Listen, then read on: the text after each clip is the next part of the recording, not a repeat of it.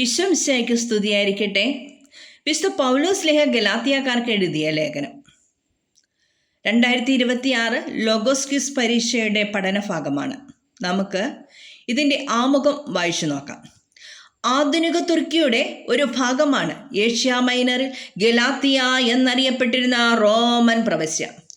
ഇതിലുൾപ്പെട്ടിരുന്ന പ്രദേശങ്ങൾ രാഷ്ട്രീയ വ്യതിയാനങ്ങൾക്കനുസരിച്ചു വ്യത്യസ്തങ്ങളായിരുന്നതുകൊണ്ട് പൗലോസിന്റെ ലേഖനത്തിൽ പരാമർശിക്കപ്പെടുന്ന ഗലാത്തിയ ഏതെന്നോ സൂക്ഷ്മമായി പറയുക പ്രയാസമാണ്.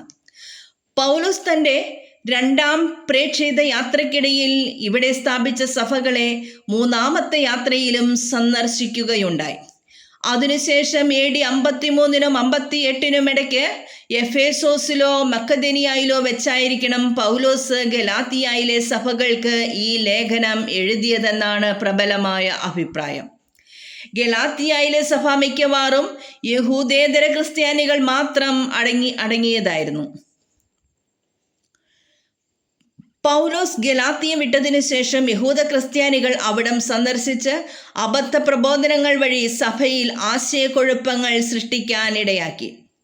വിജാതീയനായ ഒരാൾ ക്രിസ്ത്യാനിയാകണമെങ്കിൽ മോശയുടെ നിയമങ്ങൾ അനുസരിക്കണമെന്നും യഹൂദാചാരങ്ങളൊക്കെയും പാലിക്കണമെന്നും പരിച്ഛേദനത്തിനു വിധേയനാകണമെന്നും ചുരുക്കത്തിൽ ഒരു യഹൂദനാകണമെന്നും അവർ നിർബന്ധിച്ചു. ഇവരുടെ സ്വാധീനത്താലും സമ്മർദ്ദത്താലും പരിച്ഛേദനം സ്വീകരിച്ച ഗലാത്യക്കാർ മറ്റുള്ളവരെയും അതിനു പ്രേരിപ്പിച്ചുകൊണ്ടിരുന്നു. യഹൂദാചാരവാദികളാകട്ടെ പൗലോസിന്റെ അധികാരത്തെ തന്നെയും ചോദ്യം ചെയ്യാൻ തുടങ്ങി. മോശയുടെ നിയമത്തിന്റെ അനുഷ്ഠാനത്തിനു പ്രാധാന്യം നൽകാതെ വിജാതീയ ക്രിസ്ത്യാനികൾക്ക് വേണ്ടി സുവിശേഷത്തെ ലാഘവപ്പെടുത്തിയെന്നും തന്മൂലം പൗലോസിന് അപ്പസ്തോല അധികാരമില്ലെന്നും അവർ വാദിച്ചു. മുഖ്യമായും ഇത്തരക്കാർക്കെതിരായാണ് പൗലോസ് ഗലാത്യക്കാർക്കുള്ള ലേഖനം രചിച്ചത്. ലേഖനത്തിന്റെ ആദ്യ ഭാഗത്ത് പൗലോസ് തന്റെ അപ്പസ്തോല അധികാരത്തിനു തെളിവുകൾ നിരത്തുന്നു. തുടർന്ന് യഹൂദാചാരങ്ങളിൽ നിന്നും മോശയുടെ നിയമത്തിൽ നിന്നും വിജാതിയർ സ്വതന്ത്രരായിരിക്കുക എന്നതിൻ്റെ ആവശ്യകതയാണ് അദ്ദേഹം ഊന്നി പറയുന്നത്. നിയമാനുഷ്ഠാനം വഴിയല്ല, വിശ്വാസം മൂലമാണ് മനുഷ്യൻ ദൈവത്തിനു മുമ്പിൽ നീതിമാനായി പരിഗണിക്കപ്പെടുക. ജീവിതാനുഭവങ്ങളും അബ്രാഹത്തിന്റെ മാതൃകയും അതാണ് വ്യക്തമാക്കുന്നത്. നിയമത്തിന്റെ ആധിപത്യകാലം അവസാനിച്ചു. ദൈവത്തിൽ നിന്നുള്ള പുത്രത്വ സ്വീകാരത്തിന്റെ അനന്തരഫലമായ സ്വാതന്ത്ര്യത്തിന്റെ കാലം ആരംഭിക്കുകയും ചെയ്തിരിക്കുന്നു. പരിശുദ്ധാത്മാവിനോട് വിധേയരായി ജീവിക്കാനും ദൈവത്തിന്റെ കൃപാവരങ്ങൾ കാത്തു സൂക്ഷിക്കാനും ഗലാത്യക്കാരെ പ്രത്യേകം അനുസ്മരിപ്പിച്ചുകൊണ്ടാണ് പൗലോസ് തൻ്റെ ലേഖനം ഉപസംഹരിക്കുന്നത്. നമുക്ക് ആദ്യം മുതൽ ഒന്നുകൂടെ നോക്കാം. ആധുനിക തുർക്കിയുടെ ഒരു ഭാഗമാണ് ഏഷ്യ മൈനറിൽ ഗലാത്തിയ എന്നറിയപ്പെടുന്ന റോമൻ പ്രവിശ്യ. ഗലാത്തിയ എവിടെയാണ്? ആധുനിക തുർക്കിയുടെ ഒരു ഭാഗമാണ് ഏഷ്യ മൈനറിൽ ഗലാത്തിയ എന്നറിയപ്പെടുന്ന റോമൻ പ്രവിശ്യ. ഗലാത്തിയ ഒരു റോമൻ പ്രവിശ്യയാണെന്നും രേഖപ്പെടുത്തിയിരിക്കുന്നു.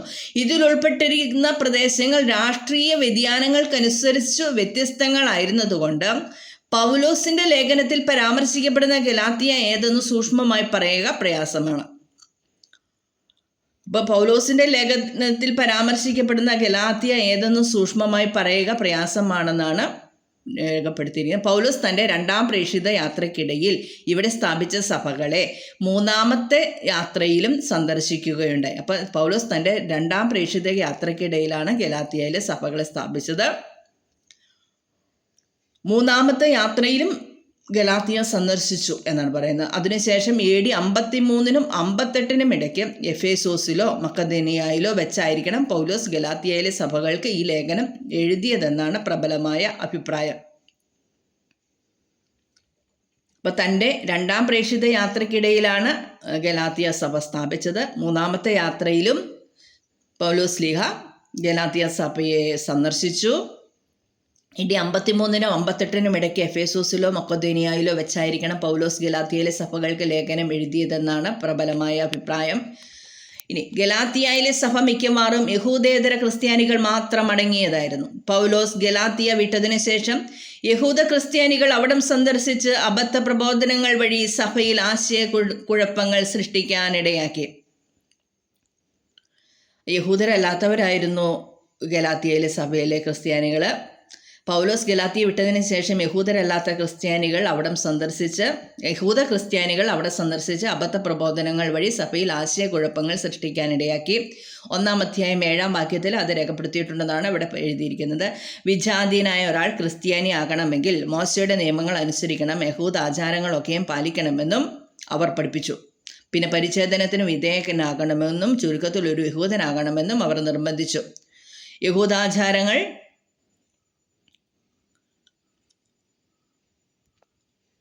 ആശയക്കുഴപ്പങ്ങൾ, അതായത് പുറത്തുനിന്ന് വന്നവർ മറ്റു യഹൂദ ക്രിസ്ത്യാനികൾ ഗലാത്യയിൽ വന്ന് ആശയക്കുഴപ്പങ്ങൾ സൃഷ്ടിക്കാനിടയാക്കിയതായി പരാമർശിക്കുന്നത് 1-ാം അധ്യായം 7-ാം വാക്യത്തിലും വിജാതീയനായ ഒരാൾ ക്രിസ്ത്യാനി ആകണമെങ്കിൽ മോശയുടെ നിയമങ്ങൾ അനുസരിക്കണമെന്നും യഹൂദാചാരങ്ങളൊക്കെയും പാലിക്കണമെന്നും പരാമർശിച്ചിരിക്കുന്നത് 3-ാം അധ്യായം 2-ലും 5-4-ലും എന്നാണ് എഴുതിയിരിക്കുന്നത്.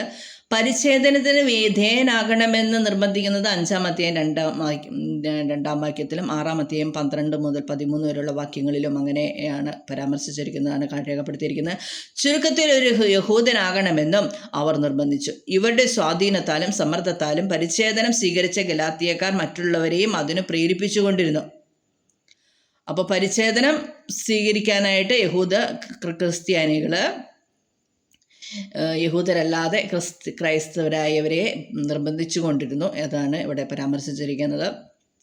യഹൂദാചാരവാദികളാകട്ടെ പൗലോസിൻ്റെ അധികാരത്തെ തന്നെയും ചോദ്യം ചെയ്യാൻ തുടങ്ങി. ആ യഹൂദാചാരവാദികൾ പൗലോസിൻ്റെ അധികാരത്തെയും വിശ്വാസത്തെയൊക്കെ ചോദ്യം ചെയ്യാൻ തുടങ്ങി. മോശയുടെ നിയമത്തിൻ്റെ അനുഷ്ഠാനത്തിന് പ്രാധാന്യം നൽകാതെ വിജാതീയ ക്രിസ്ത്യാനികൾക്ക് വേണ്ടി സുവിശേഷത്തെ ലാഘവപ്പെടുത്തിയെന്നും തന്മൂലം പൗലോസിന് അപ്പസ്തോല അധികാരമില്ലെന്നും അവർ വാദിച്ചു. അപ്പോൾ പൗലോസ് ശ്ലീഹയെ അവർ മുൾമുനയിൽ നിർത്തിയിരിക്കുന്നതായിട്ടാണ് നമ്മൾ കാണുന്നത്, അല്ലേ? വിജാതീയ ക്രിസ്ത്യാനികൾക്ക് വേണ്ടി വിശേഷത്തെ ലാഘവപ്പെടുത്തിയെന്നും യേശുക്രിസ്തു ഒരിക്കലും നിങ്ങൾ പരിച്ഛേദനത്തിന് വിധേയനാകണമെന്നും ഒന്നും പഠിപ്പിച്ചിട്ടില്ല. അപ്പോൾ അതുകൊണ്ട് അങ്ങനെ വേണ്ട, പരിച്ഛേദന സ്വീകരിക്കാതെ തന്നെ ക്രൈസ്തരാവാം എന്നാണ് പൗലോസ് ശ്ലീഹ പഠിപ്പിച്ചത്. മുഖ്യമായും ഇത്തരക്കാർക്കെതിരായാണ് പൗലോസ് ഗലാത്യക്കാർക്കുള്ള ലേഖനം രചിച്ചത്. ഇനി ലേഖനത്തിൻ്റെ ആദ്യ ഭാഗത്ത് പൗലോസ് തൻ്റെ അപ്പസ്തോല അധികാരത്തിന് തെളിവുകൾ നിരത്തുന്നു. 1-ാം അധ്യായം 11-ാം വാക്യത്തിലും 2-ാം അധ്യായം 21-ാം വാക്യത്തിലും. തുടർന്ന് യഹൂദാചാരങ്ങളിൽ നിന്നും മോശയുടെ നിയമത്തിൽ നിന്നും വിജാതിയർ സ്വതന്ത്രരായിരിക്കുന്നതിൻ്റെ ആവശ്യകതയാണ് അദ്ദേഹം ഊന്നി പറയുന്നത്. 3-ാം അധ്യായം 1 മുതൽ 4 വരെയും 3-ാം അധ്യായം 1 മുതൽ 4-ാം അധ്യായം 31 വരെയും ഇതാണ് ഊന്നി പറയുന്നത് കേട്ടോ. നിയമാനുഷ്ഠാനം വഴിയല്ല, വിശ്വാസം മൂലമാണ് മനുഷ്യൻ ദൈവത്തിനു മുൻപിൽ നീതിമാനായി പരിഗണിക്കപ്പെടുക. നിയമാനുഷ്ഠാനം വഴിയല്ല, വിശ്വാസം മൂലമാണ് മനുഷ്യൻ ദൈവത്തിനു മുമ്പിൽ നീതിമാനായി പരിഗണിക്കപ്പെടുക. ജീവിതാനുഭവങ്ങളും 3-ാം അധ്യായം 1 മുതൽ 5 വരെയും അബ്രാഹത്തിൻ്റെ മാതൃകയും അതാണ് നമുക്ക് വ്യക്തമാക്കുന്നത്. നിയമത്തിൻ്റെ ആധിപത്യകാലം അവസാനിച്ചു. ദൈവത്തിൽ നിന്നുള്ള പുത്രത്വ സ്വീകരണത്തിൻ്റെ അനന്തരഫലമായ സ്വാതന്ത്ര്യത്തിൻ്റെ കാലം ആരംഭിക്കുകയും ചെയ്തിരിക്കുന്നു. 3-ാം അധ്യായം 25-ാം വാക്യത്തിലും 4-ാം അധ്യായം 7-ലും പരാമർശിച്ചിട്ടുണ്ട്.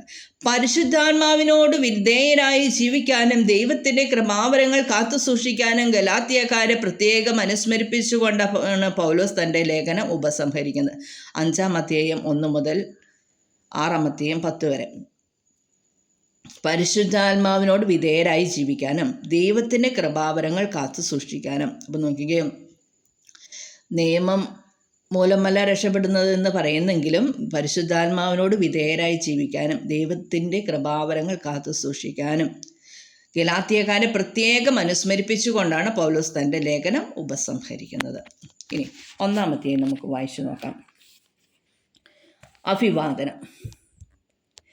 മനുഷ്യരിൽ നിന്നോ മനുഷ്യൻ മുഖേനയോ അല്ല, യേശു ക്രിസ്തു മുഖേനയും അവനെ മരിച്ചവരിൽ നിന്ന് ഉയർപ്പിച്ച പിതാവ് മുഖേനയും അപ്പസ്തോലനായിരിക്കുന്ന പൗലോസായ ഞാനും എന്നോട് കൂടെയുള്ള എല്ലാ സഹോദരരും ഗലാത്യയിലെ സഭകൾക്ക് എഴുതുന്നത് നമ്മുടെ പിതാവായ ദൈവത്തിൽ നിന്നും കർത്താവായ യേശു ക്രിസ്തുവിൽ നിന്നും നിങ്ങൾക്ക് കൃപയും സമാധാനവും. തിന്മ നിറഞ്ഞ ഈ യുഗത്തിൽ നിന്ന് നമ്മെ മോചിപ്പിക്കേണ്ടതിന് നമ്മുടെ പിതാവായ ദൈവത്തിൻ്റെ അഭിഷ്ടമനുസരിച്ച് നമ്മുടെ പാപങ്ങൾക്ക് വേണ്ടി അവൻ തന്നെ ബലിയർപ്പിച്ചു. ദൈവത്തിന് എന്നേക്കും മഹത്വമുണ്ടായിരിക്കട്ടെ. ആമേൻ. മറ്റൊരു സുവിശേഷമില്ല. ക്രിസ്തുവിൻ്റെ കൃപയിൽ നിങ്ങളെ വിളിച്ചവനെ നിങ്ങൾ ഇത്ര പെട്ടെന്ന് ഉപേക്ഷിക്കുകയും വ്യത്യസ്തമായ ഒരു സുവിശേഷത്തിലേക്ക് തിരിയുകയും ചെയ്യുന്നതിൽ എനിക്ക് ആശ്ചര്യം തോന്നുന്നു. വാസ്തവത്തിൽ മറ്റൊരു സുവിശേഷമില്ല. എന്നാൽ നിങ്ങളെ ഉപദ്രവിക്കാനും ക്രിസ്തുവിൻ്റെ സുവിശേഷത്തെ ദുഷിപ്പിക്കാനും ആഗ്രഹിക്കുന്ന കുറേ ആളുകളുണ്ട്. ഞങ്ങൾ നിങ്ങളോട് പ്രസംഗിച്ചതിൽ നിന്ന് വ്യത്യസ്തമായ ഒരു സുവിശേഷം ഞങ്ങൾ തന്നെയോ സ്വർഗത്തിൽ നിന്ന് ഒരു ദൂതൻ തന്നെയോ നിങ്ങളോട് പ്രസംഗിച്ചാൽ അവൻ ശപിക്കപ്പെട്ടവനാകട്ടെ. ഞങ്ങൾ നേരത്തെ നിങ്ങളോട് പറഞ്ഞ പ്രകാരം തന്നെ ഇപ്പോഴും ഞാൻ പറയുന്നു, നിങ്ങൾ സ്വീകരിച്ച സുവിശേഷമല്ലാതെ മറ്റൊന്ന് ആരെങ്കിലും നിങ്ങളോട് പ്രസംഗിച്ചാൽ അവൻ ശപിക്കപ്പെട്ടവനാകട്ടെ. ഞാൻ ഇപ്പോൾ മനുഷ്യരുടെ പ്രീതിയാണോ അന്വേഷിക്കുന്നത്, അതോ ദൈവത്തിൻ്റെതാണോ? അഥവാ മനുഷ്യരെ പ്രസാദിപ്പിക്കാൻ ഞാൻ യത്നിക്കുകയാണോ? ഞാൻ ഇപ്പോഴും മനുഷ്യരെ പ്രസാദിപ്പിക്കുന്നവനായിരുന്നെങ്കിൽ ക്രിസ്തുവിൻ്റെ ദാസനാവുകയില്ലായിരുന്നു. അപ്പസ്തോലനാകാനുള്ള വിളി. സഹോദരരെ, ഞാൻ പ്രസംഗിച്ച സുവിശേഷം മാനുഷികമല്ല എന്ന് നിങ്ങളെ ഞാൻ അറിയിക്കുന്നു. എന്തെന്നാൽ മനുഷ്യനിൽ നിന്നല്ല ഞാൻ അത് സ്വീകരിച്ചത്, ആരും അതെന്നെ പഠിപ്പിച്ചതുമില്ല. യേശു ക്രിസ്തുവിൻ്റെ വെളിപാടിലൂടെയാണ് അത് എനിക്ക് ലഭിച്ചത്. മുമ്പ് യഹൂദ മതത്തിൽ ആയിരുന്നപ്പോഴത്തെ എൻ്റെ ജീവിതത്തെ പറ്റി നിങ്ങൾ കേട്ടിട്ടുണ്ടല്ലോ. ഞാൻ ദൈവത്തിൻ്റെ സഭയെ കഠിനമായി പീഡിപ്പിക്കുകയും അതിനെ ഉന്മൂലനം ചെയ്യാൻ പരിശ്രമിക്കുകയും ചെയ്തിരുന്നു. എൻ്റെ വംശത്തിൽപ്പെട്ട സമപ്രായക്കാരായ അനേകരെക്കാൾ യഹൂദമത കാര്യങ്ങളിൽ ഞാൻ മുൻപന്തിയിലായിരുന്നു. എൻ്റെ പിതാക്കന്മാരുടെ പാരമ്പര്യങ്ങളിൽ അത്യധികം തീഷ്ണമതിയുമായിരുന്നു. എന്നാൽ ഞാൻ മാതാവിൻ്റെ ഉദരത്തിൽ ആയിരിക്കുമ്പോൾ തന്നെ ദൈവം എന്നെ പ്രത്യേകം തിരഞ്ഞെടുത്തു. തൻ്റെ കൃപയാൽ അവിടുന്ന് എന്നെ വിളിച്ചു. അത് അവിടുത്തെ പുത്രനെ പറ്റി വിജാതിയരുടെ ഇടയിൽ പ്രസംഗിക്കാൻ അവനെ എനിക്ക് വെളിപ്പെടുത്തി തരേണ്ടതിനായിരുന്നു. ഞാൻ ഒരു മനുഷ്യൻ്റെയും ഉപദേശം തേടാൻ നിന്നില്ല. എനിക്ക് മുമ്പേ അപ്പസ്തോലന്മാരായവരെ കാണാൻ ഞാൻ ജെറുസലേമിലേക്ക് പോയതുമില്ല. മറിച്ച് ഞാൻ അറേബ്യയിലേക്ക് പോവുകയും ദമാസ്കസിലേക്ക് തിരിച്ചു വരികയും ചെയ്തു. 3 വർഷത്തിനു ശേഷം കേപ്പായെ കാണാൻ ഞാൻ ജെറുസലേമിലേക്ക് പോയി അവനോടൊത്ത് 15 ദിവസം താമസിക്കുകയും ചെയ്തു. കർത്താവിൻ്റെ സഹോദരനായ യാക്കോബിനെ അല്ലാതെ അപ്പസ്തോലന്മാരിൽ മറ്റാരെയും ഞാൻ കണ്ടിട്ടില്ല. ഞാൻ നിങ്ങൾക്കെഴുതുന്ന ഇക്കാര്യങ്ങൾ വ്യാജമല്ല എന്നതിനു ദൈവം സാക്ഷി. തുടർന്ന് സിറിയ, കിലിക്യ എന്നീ പ്രദേശങ്ങളിലേക്ക് പോയി. യൂദയായിലുള്ള ക്രിസ്തുവിൻ്റെ സഭകൾ അപ്പോഴും എന്നെ നേരിട്ട് അറിഞ്ഞിരുന്നില്ല. ഒരിക്കൽ നമ്മെ പീഡിപ്പിച്ചിരുന്നവൻ താൻ ഉന്മൂലനം ചെയ്യാൻ ശ്രമിച്ച വിശ്വാസം ഇപ്പോൾ പ്രസംഗിക്കുന്നു എന്ന് മാത്രം അവർ കേട്ടിരുന്നു. എന്നെ പ്രതി അവർ ദൈവത്തെ മഹത്വപ്പെടുത്തി. ദൈവത്തിന് സ്തുതി. 1-ാം അധ്യായം നമുക്ക് വചനം തിരിച്ച് പഠിക്കാം.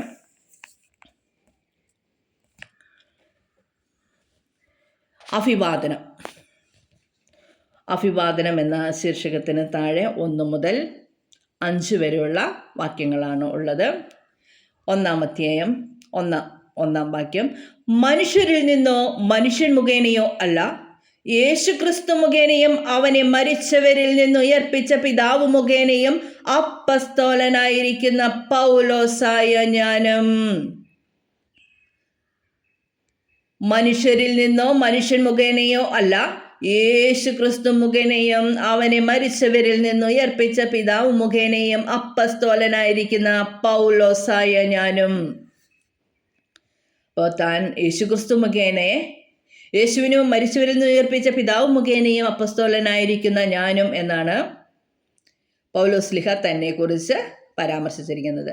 2-ാം വാക്യം, 2-ാം തിരുവചനം. എന്നോട് കൂടെയുള്ള എല്ലാ സഹോദരരും ഗലാത്യയിലെ സഭകൾക്ക് എഴുതുന്നത്. തന്നെയല്ല, എന്നോട് കൂടെ എല്ലാ സഹോദരരും ഒരുമിച്ചാണ് എഴുതുന്നത് എന്നാണ് ഇവിടെ പരാമർശിച്ചിരിക്കുന്നത്. നമ്മുടെ കർത്താവ്, 3-ാം തിരുവചനം, നമ്മുടെ പിതാവായ ദൈവത്തിൽ നിന്നും കർത്താവായ യേശു ക്രിസ്തുവിൽ നിന്നും നിങ്ങൾക്ക് കൃപയും സമാധാനവും. മൂന്നാം തിരുവചനം, നമ്മുടെ പിതാവായ ദൈവത്തിൽ നിന്നും കർത്താവായ യേശു ക്രിസ്തുവിൽ നിന്നും നിങ്ങൾക്ക് കൃപയും സമാധാനം. നാലാം തിരുവചനം, തിന്മ നിറഞ്ഞ ഈ യുഗത്തിൽ നിന്ന് നമ്മെ മോചിപ്പിക്കേണ്ടതിന് നമ്മുടെ പിതാവായ ദൈവത്തിന്റെ അഭിഷ്ടമനുസരിച്ച് നമ്മുടെ പാപങ്ങൾക്ക് വേണ്ടി അവൻ തന്നെ ബലിയർപ്പിച്ചു. നാലാം തിരുവചനം ഒരിക്കൽ കൂടി വായിക്കാം. തിന്മ നിറഞ്ഞ ഈ യുഗത്തിൽ നിന്ന് നമ്മെ മോചിപ്പിക്കേണ്ടതിന് നമ്മുടെ പിതാവായ ദൈവത്തിന്റെ അഭിഷ്ടമനുസരിച്ച് നമ്മുടെ പാപങ്ങൾക്ക് വേണ്ടി അവൻ തന്നെ ബലിയർപ്പിച്ചു. അഞ്ചാം തിരുവചനം, ദൈവത്തിന് എന്നേക്കും മഹത്വമുണ്ടായിരിക്കട്ടെ. ആമേൻ. ദൈവത്തിന് എന്നേക്കും മഹത്വമുണ്ടായിരിക്കട്ടെ. ആമേൻ. ഇനി മറ്റൊരു സുവിശേഷമില്ല എന്ന തലക്കെട്ടിന് ശേഷം കീഴെ 6 മുതൽ 10 വരെയുള്ള തിരുവചന ഭാഗങ്ങളാണ് ഉള്ളത്. മറ്റൊരു സുവിശേഷമില്ല. 6-ാം തിരുവചനം, ക്രിസ്തുവിൻ്റെ കൃപയിൽ നിങ്ങളെ വിളിച്ചവനെ നിങ്ങൾ ഇത്ര പെട്ടെന്ന് ഉപേക്ഷിക്കുകയും വ്യത്യസ്തമായ ഒരു സുവിശേഷത്തിലേക്ക് തിരിയുകയും ചെയ്യുന്നതിൽ എനിക്ക് ആശ്ചര്യം തോന്നുന്നു. ക്രിസ്തുവിൻ്റെ കൃപയിൽ നിങ്ങളെ വിളിച്ചവനെ നിങ്ങൾ ഇത്ര പെട്ടെന്ന് ഉപേക്ഷിക്കുകയും വ്യത്യസ്തമായ ഒരു സുവിശേഷത്തിലേക്ക് തിരിയുകയും ചെയ്യുന്നതിൽ എനിക്ക് ആശ്ചര്യം തോന്നുന്നു. 7-ാം തിരുവചനം, വാസ്തവത്തിൽ മറ്റൊരു സുവിശേഷമില്ല, എന്നാൽ നിങ്ങളെ ഉപദ്രവിക്കാനും ക്രിസ്തുവിൻ്റെ സുവിശേഷത്തെ ദുഷിപ്പിക്കാനും ആഗ്രഹിക്കുന്ന കുറേ ആളുകളുണ്ട്. 8-ാം തിരുവചനം, ഞങ്ങൾ നിങ്ങളോട് പ്രസംഗിച്ചതിൽ നിന്ന് വ്യത്യസ്തമായ ഒരു സുവിശേഷം ഞങ്ങൾ തന്നെയോ സ്വർഗത്തിൽ നിന്ന് ഒരു ദൂതൻ തന്നെയോ നിങ്ങളോട് പ്രസംഗിച്ചാൽ അവൻ ശപിക്കപ്പെട്ടവനാകട്ടെ. 8-ാം തിരുവചനം ഒരിക്കൽ കൂടി വായിക്കാം. ഞങ്ങൾ നിങ്ങളോട് പ്രസംഗിച്ചതിൽ നിന്ന് വ്യത്യസ്തമായ ഒരു സുവിശേഷം ഞങ്ങൾ തന്നെയോ സ്വർഗത്തിൽ നിന്ന് ഒരു ദൂതൻ തന്നെയോ നിങ്ങളോട് പ്രസംഗിച്ചാൽ അവൻ ശപിക്കപ്പെട്ടവനാകട്ടെ. 9-ാം തിരുവചനം, ഞങ്ങൾ നേരത്തെ നിങ്ങളോട് പറഞ്ഞ പ്രകാരം തന്നെ ഇപ്പോഴും ഞാൻ പറയുന്നു, നിങ്ങൾ സ്വീകരിച്ച സുവിശേഷമല്ലാതെ മറ്റൊന്ന് ആരെങ്കിലും നിങ്ങളോട് പ്രസംഗിച്ചാൽ അവൻ ശപിക്കപ്പെട്ടവനാകട്ടെ. 9-ാം തിരുവചനം ഒരിക്കൽ കൂടി വായിക്കാം. ഞങ്ങൾ നേരത്തെ നിങ്ങളോട് പറഞ്ഞ പ്രകാരം തന്നെ ഇപ്പോഴും ഞാൻ പറയുന്നു, നിങ്ങൾ സ്വീകരിച്ച സുവിശേഷമല്ലാതെ മറ്റൊന്ന് ആരെങ്കിലും നിങ്ങളോട് പ്രസംഗിച്ചാൽ അവൻ ശപിക്കപ്പെട്ടവനാകട്ടെ. 5-ാം തിരുവചനം, 10-ാം തിരുവചനം, ഞാനിപ്പോൾ മനുഷ്യരുടെ പ്രീതിയാണോ അന്വേഷിക്കുന്നത്, അതോ ദൈവത്തിൻ്റെതാണോ? അഥവാ മനുഷ്യരെ പ്രസാദിപ്പിക്കാൻ ഞാൻ യത്നിക്കുകയാണോ? ഞാൻ ഇപ്പോഴും മനുഷ്യരെ പ്രസാദിപ്പിക്കുന്നവനായിരുന്നെങ്കിൽ ക്രിസ്തുവിൻ്റെ ദാസനാവുകയില്ലായിരുന്നു. മനുഷ്യരിൽ നിന്നുള്ള പ്രീതിയല്ല, ദൈവത്തിൽ നിന്നുള്ള പ്രീതിയാണ് പൗലോസ്ലീഹ ആഗ്രഹിക്കുന്നത്. മനുഷ്യരെ പ്രസാദിപ്പിക്കുന്നവനായിരുന്നെങ്കിൽ ക്രിസ്തുവിൻ്റെ ദാസനാവുകയില്ലായിരുന്നു എന്നാണ് പൗലോസ്ലീഹ രേഖപ്പെടുത്തിയിരിക്കുന്നത്. ഇനി 1-ാം അധ്യായം 8-ാം തിരുവചനത്തെക്കുറിച്ച് 1-ാം അധ്യായം 8-ാം തിരുവചനം, ഞങ്ങൾ നിങ്ങളോട് പ്രസംഗിച്ചതിൽ നിന്ന് വ്യത്യസ്തമായ ഒരു സുവിശേഷം ഞങ്ങൾ തന്നെയോ സ്വർഗത്തിൽ നിന്ന് ഒരു ദൂതൻ തന്നെയോ നിങ്ങളോട് പ്രസംഗിച്ചാൽ അവൻ ശപിക്കപ്പെട്ടവനാകട്ടെ എന്ന് പറഞ്ഞിരിക്കുന്നു. ആ ഇതിനെക്കുറിച്ച് താഴെ ഒരു പരാമർശം രേഖപ്പെടുത്തിയിരിക്കുന്നത് എന്താണെന്ന് നോക്കാം. 1:8 2 കോരിന്തോസുകാർക്ക് എഴുതിയ ലേഖനം 2-ാം ലേഖനത്തിൽ 11-ാം അധ്യായം 4-ാം വാക്യത്തിലും രേഖപ്പെടുത്തിയിട്ടുണ്ടെന്നാണ് ഇവിടെ പരാമർശിച്ചിരിക്കുന്നത്. 1-ാം അധ്യായം 13-ലും വിശുദ്ധ പൗലോസ്ലീഹ കോരിന്തോസുകാർക്ക് എഴുതിയ ലേഖനം 11-ാം അധ്യായം 4, 1:13 13-ാം വാക്യത്തെക്കുറിച്ചായിരിക്കും കേട്ടോ. അപ്പോൾ 1-ാം അധ്യായം 8-ാം വാക്യത്തെക്കുറിച്ച് കോരിന്തോസുകാർക്ക് എഴുതിയ ലേഖനം 11-ാം അധ്യായം 4-ൽ പരാമർശിച്ചിട്ടുണ്ടെന്നാണ് ഇവർ രേഖപ്പെടുത്തിയിരിക്കുന്നത്. ഇനി നോക്കിക്കേ, മറ്റൊരു സുവിശേഷമില്ല എന്ന തലക്കെട്ടിന് താഴെ 6 മുതൽ 10 വരെയുള്ള തിരുവചന ഭാഗങ്ങളാണുള്ളത്. ഇനി 11 തിരുവചനത്തിൻ്റെ തലക്കെട്ട് അപ്പസ്തോലനാകാനുള്ള വിളി എന്ന് തുടങ്ങി 11-ാം അധ്യായം മുതൽ 24-ാം തിരുവചനം വരെയാണ് ഉള്ളത്. 11-ാം തിരുവചനം മുതൽ 24-ാം തിരുവചനം വരെയാണ് അപ്പസ്തോലനാകാനുള്ള വിളി എന്ന ശീർഷകത്തിന് താഴെയുള്ളത്. ആകെ 24 തിരുവചന ഭാഗങ്ങളെ അതിലുള്ളൂ. ഗലാത്യക്കാർക്ക് എഴുതിയ ലേഖനം 1-ാം അധ്യായത്തിലുള്ളൂ. 11-ാം തിരുവചനം, സഹോദരനെ, ഞാൻ പ്രസംഗിച്ച സുവിശേഷം മാനുഷികമല്ല എന്ന് നിങ്ങളെ ഞാൻ അറിയിക്കുന്നു. സഹോദരരെ, ഞാൻ പ്രസംഗിച്ച സുവിശേഷം മാനുഷികമല്ല എന്ന് നിങ്ങളെ ഞാൻ അറിയിക്കുന്നു. 12-ാം തിരുവചനം, എന്തെന്നാൽ മനുഷ്യനിൽ നിന്നല്ല ഞാൻ അത് സ്വീകരിച്ചത്, ആരും അതെന്നെ പഠിപ്പിച്ചതുമില്ല, യേശു ക്രിസ്തുവിൻ്റെ വെളിപാടിലൂടെയാണ് അത് എനിക്ക് ലഭിച്ചത്. 13-ാം തിരുവചനം, മുമ്പ് യഹൂദ മതത്തിലായിരുന്നപ്പോഴത്തെ എൻ്റെ ജീവിതത്തെ പറ്റി നിങ്ങൾ കേട്ടിട്ടുണ്ടല്ലോ. ഞാൻ ദൈവത്തിൻ്റെ സഭയെ കഠിനമായി പീഡിപ്പിക്കുകയും അതിനെ ഉന്മൂലനം ചെയ്യാൻ പരിശ്രമിക്കുകയും ചെയ്തിരുന്നു. 14-ാം തിരുവചനം, അതിനു മുമ്പ് 1-ാം അധ്യായം 13-ാം വാക്യത്തെക്കുറിച്ച് താഴെ ഇവിടെ പരാമർശിച്ചിരിക്കുന്നത് എന്താണെന്ന് നോക്കാം. അപ്പോസ്തല പ്രവർത്തനങ്ങൾ 8-ാം അധ്യായം 3-ാം വാക്യത്തിലും 22-ാം അധ്യായം 4 മുതൽ 5 വരെയുള്ള വാക്യങ്ങളിലും 26-ാം അധ്യായം 9 മുതൽ 11 വരെയുള്ള വാക്യങ്ങളിലും ഇത് തന്നെയാണ് പരാമർശിച്ചിരിക്കുന്നതെന്നാണ് രേഖപ്പെടുത്തിയിരിക്കുന്നത്. ഇനി 14-ാം തിരുവചനം, എൻ്റെ വംശത്തിൽപ്പെട്ട സമപ്രായക്കാരായ അനേകരെക്കാൾ യഹൂദമത കാര്യങ്ങളിൽ ഞാൻ മുൻപന്തിയിലായിരുന്നു. എൻ്റെ പിതാക്കന്മാരുടെ പാരമ്പര്യങ്ങളിൽ അത്യധികം തീക്ഷ്ണമതിയുമായിരുന്നു. 1:14 കുറിച്ച് അപ്പോസ്തല പ്രവർത്തനം 22-ാം അധ്യായം 3-ാം വാക്യത്തിലും രേഖപ്പെടുത്തിയിട്ടുണ്ടെന്നാണ് പരാമർശിച്ചിരിക്കുന്നത്. ഇനി 15-ാം തിരുവചനം, എന്നാൽ ഞാൻ മാതാവിൻ്റെ ഉദരത്തിലായിരിക്കുമ്പോൾ തന്നെ ദൈവം എന്നെ പ്രത്യേകം തിരഞ്ഞെടുത്തു, തൻ്റെ കൃപയാൽ അവിടുന്ന് എന്നെ വിളിച്ചു. ഈ വചനം നമുക്ക് ആവർത്തിച്ച് പറയാം കേട്ടോ. ആവർത്തിച്ച് പറഞ്ഞാൽ നമുക്കും ആ അനുഗ്രഹം ലഭിക്കും.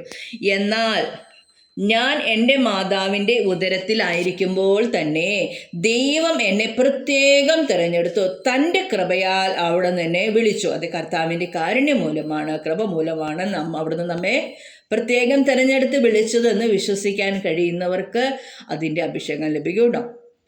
അപ്പോൾ ആ വചനം നമുക്ക് പഠിച്ച് ആവർത്തിച്ച് ചൊല്ലാം. ഇനി 1:15 കുറിച്ച് താഴെ പരാമർശിച്ചിരിക്കുന്നു. 9-ാം അധ്യായം 1 മുതൽ 19 വരെയുള്ള വാക്യങ്ങളിലും 22-ാം അധ്യായം 6 മുതൽ 10 വരെയുള്ള തിരുവചനങ്ങളിലും 26-ാം അധ്യായം 13 മുതൽ 18 വരെയുള്ള വാക്യങ്ങളും യെശയ്യാ പ്രവാചകന്റെ പുസ്തകം 49:1 ജെറമ്യാ പ്രവാചകന്റെ പുസ്തകം 1:5 രേഖപ്പെടുത്തിയിട്ടുണ്ടെന്നാണ് പരാമർശിച്ചിരിക്കുന്നത്. ഇനി 16-ാം തിരുവചനം എന്നാന്ന് നോക്കാം. അത് അവിടുത്തെ പുത്രനെ പറ്റി വിജാതിയരുടെ ഇടയിൽ പ്രസംഗിക്കാൻ അവനെ എനിക്ക് വെളിപ്പെടുത്തി തരേണ്ടതിനായിരുന്നു. ഞാൻ ഒരു മനുഷ്യൻ്റെയും ഉപദേശം തേടാൻ നിന്നില്ല. അത് അവിടുത്തെ പുത്രനെ പറ്റി വിജാതിയരുടെ ഇടയിൽ പ്രസംഗിക്കാൻ അവനെ എനിക്ക് വെളിപ്പെടുത്തി തരേണ്ടതിനായിരുന്നു. ഞാൻ ഒരു മനുഷ്യൻ്റെയും ഉപദേശം തേടാൻ തിന്നില്ല. പരിശുദ്ധാത്മാവിൻ്റെ കൃപ ലഭിച്ചാൽ, നിറവ് ലഭിച്ചാൽ, കർത്താവിൻ്റെ കൃപയാലാണ് ജീവിക്കുന്നവർക്ക് മറ്റൊരു മനുഷ്യൻ്റെ ഉപദേശത്തിൻ്റെ ആവശ്യമില്ല. അവരെ പരിശുദ്ധാത്മാവ് നയിക്കും. 17-ാം തിരുവചനം, എനിക്ക് മുമ്പേ അപ്പസ്തോലന്മാരായവരെ കാണാൻ ഞാൻ ജെറുസലേമിലേക്ക് പോയതുമില്ല, മറിച്ച് ഞാൻ അറേബ്യയിലേക്ക് പോവുകയും ദമാസ്കസിലേക്ക് തിരിച്ചു വരികയും ചെയ്തു. എനിക്ക് മുമ്പേ അപ്പസ്തോലന്മാരായവരെ കാണാൻ ഞാൻ ജെറുസലേമിലേക്ക് പോയതുമില്ല, മറിച്ച് ഞാൻ അറേബ്യയിലേക്ക് പോവുകയും ദമാസ്കസിലേക്ക് തിരിച്ചു വരികയും ചെയ്തു. അപ്പോൾ പൗലോസ്ലീഹ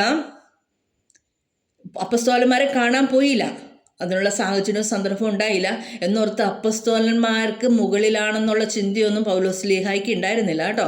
അപ്പം നമ്മൾ 2-ാം അധ്യായത്തിൽ ഇങ്ങനെ പറയുന്നുണ്ട്, അത് പൗലോസ്ലീഹായെ ക്രിസ്തുവിൻ്റെ ദാസനായി എന്ന് അഭിഷേകം ലഭിച്ചു എന്ന് അറിഞ്ഞപ്പോൾ അപ്പസ്തോലന്മാർ എല്ലാവരും തങ്ങളുടെ കൃപാവരത്തിൻ്റെ വലതുകൈയും ഇവന് നേരെ നീട്ടിയെന്ന്, അതായത് ഇവന് പൗലോസ്ലീഹയ്ക്ക് മാറ്റം വന്നു എന്നറിഞ്ഞപ്പോൾ തന്നെ അപ്പസ്തോലന്മാരെല്ലാവരും, യേശുവിൻ്റെ 12 ശിഷ്യന്മാരും പൗലോസ്ലീഹായെ ആശീർവദിച്ച് പ്രാർത്ഥിക്കുന്ന ഒരു തിരുവചന ഭാഗം ഉണ്ട് കേട്ടോ. അപ്പോൾ പൗലോസ്ലീഹ ഇവരെ കാണാൻ പോയില്ല, അല്ല പരിശുദ്ധാത്മാവ് അല്ലാതെ തന്നെ നയിച്ചു എന്നോർത്ത് പൗലോസ്ലീഹ കർത്താവിൻ്റെ മറ്റ് പരിശുദ്ധ ദാസരെ അവഗണിക്കുകയോ ധിക്കരിക്കുകയോ ഒന്നും ചെയ്തിട്ടില്ല കേട്ടോ. അത് നമ്മൾ മനസ്സിലാക്കിയിരിക്കണം. ഇത് വായിക്കുന്നവർക്ക് അങ്ങനെ ഒരു തെറ്റിദ്ധാരണ ഉണ്ടാവും, എന്നെ പരിശുദ്ധാത്മാവെന്ന് പറഞ്ഞു, ഇനിയിപ്പം ഞാൻ മാർപ്പാപ്പനെ വികാരിയച്ഛനെ ഒന്നും കാണാൻ പോവേണ്ടതില്ല എന്ന്, അല്ല അവരുടെ ഒന്നും ആശീർവാദം എനിക്ക് ആവശ്യമില്ല എന്നുള്ള ചിന്തയൊന്നും ഈ വചനം വായിക്കുമ്പോൾ നിങ്ങൾക്ക് ഉണ്ടാവരുത് കേട്ടോ. 2-ാം അധ്യായം 9-ാം വാക്യത്തിൽ ഇത് കണ്ടോ, ഒരു വചനമുണ്ട്. നേതൃസ്തംഭങ്ങളായി ഗണിക്കപ്പെട്ടിരുന്ന യാക്കോബും കേപ്പായും യോഹന്നാനും ദൈവത്തിൻ്റെ കൃപ എനിക്ക് ലഭിച്ചിരിക്കുന്നുവെന്ന് കണ്ട് തങ്ങളുടെ കൂട്ടായ്മയുടെ വലത്തുകരം എനിക്കും ബർണ്ണബാസിനും നീട്ടിത്തന്നു. അങ്ങനെ വിജാതിരുടെ അടുത്തേക്ക് ഞങ്ങളും പരിച്ഛേദിതരുടെ അടുത്തേക്ക് അവരും പോകാൻ തീരുമാനമായി. അപ്പം അന്നത്തെ നേതൃസ്തംഭങ്ങളായ കേപ്പ എന്ന് പറയുന്നത് ആരാണ്? പത്രോസ്ലിഹയാണ്. കണ്ടോ, അവർ എൻ്റെ വലത്തുകരം കൃപാഭരണത്തിൻ്റെ വലത്തുകരം അവർക്ക് നീട്ടിത്തന്നു. അതായത് പൗലോസ്ലിഹായെ ആശീർവദിച്ച് അവരെ അനുഗ്രഹിച്ച് പ്രാർത്ഥിച്ചിരുന്നു. പരസ്പരം കണ്ടുമുട്ടുന്നതിന് മുമ്പ് തന്നെ അവർ ആശീർവദിച്ച് പ്രാർത്ഥിച്ചിരുന്നു എന്നതാണ് ഇത് പറഞ്ഞത്. ഇതിപ്പോൾ നമ്മൾ 2-ാം അധ്യായത്തിലേക്ക് കയറിയില്ല, എങ്കിലും അതൊരു ആശയക്കുഴപ്പം വായിക്കുന്നവർക്ക് ഉണ്ടാക്കരുതല്ലോ എന്നോർത്ത് പറഞ്ഞതാണ് കേട്ടോ. 17-ാം തിരുവചനം, എനിക്ക് മുമ്പേ അപ്പസ്തോലന്മാരായവരെ കാണാൻ ഞാൻ ജെറുസലേമിലേക്ക് പോയതുമില്ല, മറിച്ച് ഞാൻ അറേബ്യയിലേക്ക് പോവുകയും ദമാസ്കസിലേക്ക് തിരിച്ചു വരികയും ചെയ്തു. പോകും വഴിയൊക്കെ സുവിശേഷം പ്രസംഗിച്ചുകൊണ്ടാണ് പൗലോസ്ലിഹ നടന്നത്. അനേകരെ മാനസാന്തരപ്പെടുത്തി. 3 വർഷത്തിന് ശേഷം കേപ്പായെ കാണാൻ ഞാൻ ജെറുസലേമിലേക്ക് പോയി അവനോടൊത്ത് 15 ദിവസം താമസിക്കുകയും ചെയ്തു. കണ്ടോ, മക്കദോനിയയിൽ വെച്ച് അപ്പസ്തോല പ്രവർത്തനം വായിക്കുന്നവർക്കറിയാം, മാനസാന്തരപ്പെടുകയും 3 ദിവസം പൗലോസ്ലിഹ ഉപവാസത്തിലും പ്രാർത്ഥനയിലും കഴിഞ്ഞുകൂടുകയും പിന്നീട് കണ്ണിന് കാഴ്ച ലഭിക്കുകയും പരിശുദ്ധാത്മാവിൻ്റെ നിറവ് ലഭിക്കുകയും ചെയ്തു എന്നതൊക്കെ ഉള്ളത് ഭാഗങ്ങൾ നമ്മുടെ അപ്പസ്തോല പ്രവർത്തനങ്ങളിൽ നല്ല വ്യക്തമായിട്ട് അതിമനോഹരമായിട്ട് രേഖപ്പെടുത്തിയിട്ടുണ്ട്. അത് നമ്മുടെ പഠനഭാഗം അല്ലെങ്കിൽ പോലും അത് വായിച്ചു നോക്കുമ്പോൾ നമുക്കിങ്ങനെ ഇതിനുള്ളൊരു സംശയങ്ങൾ, അതായത് അപ്പസ്തോലന്മാരെ ഒന്നും കാണാതെ ഓടി നടന്ന് സുവിശേഷം പ്രസംഗിച്ചു, അവർക്കുടെ ആശീർവാദം കിട്ടാതെ പോയെന്നുള്ളൊക്കെയുള്ള അത് മുന്നത്തൊരു തെറ്റായ ധാരണ അത് ഉണ്ടെങ്കിൽ മാറിപ്പോട്ടോ. അത് വായിച്ചു നോക്കുന്നത് നല്ലതാണ്. 3 വർഷത്തിന് ശേഷം കേപ്പായെ കാണാൻ ഞാൻ ജെറുസലേമിലേക്ക് പോയി അവനോടൊത്ത് 15 ദിവസം താമസിക്കുകയും ചെയ്തു. അത് പത്രോസ്ലിഹായുടെ കൂടെ. കേപ്പ എന്നാണ് രേഖപ്പെടുത്തിയിരിക്കുന്നത് കേട്ടോ. ചോദ്യം ചോദിക്കുമ്പോൾ കേപ്പായെ കാണാൻ പോയി എന്ന് തന്നെ വേണം, പത്രോസ്ലിഹേനെന്ന് പറയരുത്. കേപ്പായെ കാണാൻ ഞാൻ ജെറുസലേമിലേക്ക് പോയി അവനോടൊത്ത് 15 ദിവസം താമസിക്കുകയും ചെയ്തു. 15 ദിവസം പ്രാർത്ഥനയിലും ചർച്ചകളിലും അവർ ഏർപ്പെട്ടിരുന്നതാണ് എന്നതാണ് നമുക്ക് മനസ്സിലാവുന്നത്. ഇനി 19-ാം തിരുവചനം, ഇനി 18-ാം തിരുവചനത്തെക്കുറിച്ച് താഴെ പരാമർശിച്ചിട്ടുണ്ടെന്ന് തോന്നുന്നുല്ലോ. നോക്കിക്കാം. 1-ാം അധ്യായം 18-ാം തിരുവചനത്തെക്കുറിച്ച് അപ്പസ്തോല പ്രവർത്തനങ്ങൾ 9-ാം അധ്യായം 26 മുതൽ 30 വരെയും രേഖപ്പെടുത്തിയിട്ടുണ്ടെന്നാണ് ഇവിടെ പരാമർശിച്ചിരിക്കുന്നത് കേട്ടോ. ഇനി 19-ാം തിരുവചനം എന്താണെന്ന് നോക്കാം. കർത്താവിൻ്റെ സഹോദരനായ യാക്കോബിനെ അല്ലാതെ അപ്പസ്തോലന്മാരിൽ മറ്റാരെയും ഞാൻ കണ്ടില്ല. അപ്പം കർത്താവിൻ്റെ സഹോദരനായ യാക്കോബിനെ അല്ലാതെ അപ്പസ്തോലന്മാരിൽ മറ്റാരെയും ഞാൻ കണ്ടില്ല. 20-ാം വാക്യം, ഞാൻ നിങ്ങൾക്ക് എഴുതുന്ന ഇക്കാര്യങ്ങൾ വ്യാജമല്ല എന്നതിന് ദൈവം സാക്ഷി. 21-ാം വാക്യം, തുടർന്ന് സിറിയ, കിലിക്കിയ എന്നീ പ്രദേശങ്ങളിലേക്ക് പോയി. 22-ാം തിരുവചനം, യൂദയായിലുള്ള ക്രിസ്തുവിൻ്റെ സഭകൾ അപ്പോഴും എന്നെ നേരിട്ട് അറിഞ്ഞിരുന്നില്ല. 23-ാം വാക്യം, ഒരിക്കൽ നമ്മെ പീഡിപ്പിച്ചിരുന്നവൻ താൻ ഉന്മൂലനം ചെയ്യാൻ ശ്രമിച്ച വിശ്വാസം ഇപ്പോൾ പ്രസംഗിക്കുന്നു എന്ന് മാത്രം അവർ കേട്ടിരുന്നു. 24-ാം തിരുവചനം, എന്നെ പ്രതി അവർ ദൈവത്തെ മഹത്വപ്പെടുത്തി. പരിശുദ്ധാത്മാവിൻ്റെ നിറവുള്ളവർ മറ്റുള്ളവർക്കും പരിശുദ്ധാത്മാവിൻ്റെ കൃപ ലഭിച്ചു എന്ന് മനസ്സിലാക്കുമ്പോൾ അവർ ദൈവത്തെ മഹത്വപ്പെടുത്തുകയും നമ്മെ അനുഗ്രഹിച്ച് പ്രാർത്ഥിക്കുകയും ചെയ്യുന്ന അത്ഭുതകരമായ ഒരു അനുഭവം പരിശുദ്ധാത്മാവിൻ്റെ നിറവുള്ളവർക്ക് മനസ്സിലാവും. ദൈവത്തിന് സ്തുതി. 2-ാം അധ്യായം അടുത്ത വീഡിയോയിലിടാം കേട്ടോ. പഠിക്കണം, വായിക്കണം.